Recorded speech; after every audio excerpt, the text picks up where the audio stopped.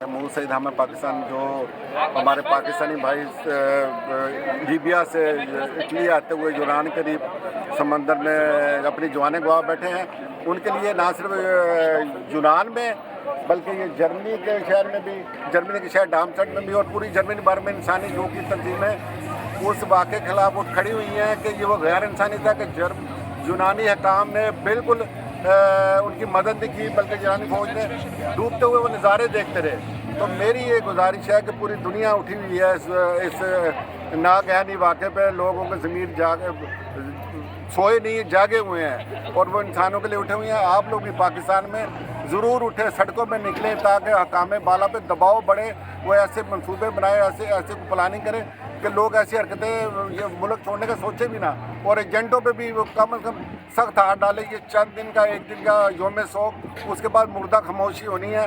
ये यूट्यूबरों से मेरी गुजारिश है कि बजाय घरों में जाने के, लोगों की माओ बहनों के इंटरव्यू लेने के और उनके जज्बात सियासत का के सवालात करने के, बाहर निकले, लोगों को जगाएं। ये देखें, ये आप लोगों के लिए ये निकले हुए हैं, इंसानों के लिए निकले हैं, आप भी निकले इंसानों के लिए, अपने पाकिस्तानी भाई के लिए।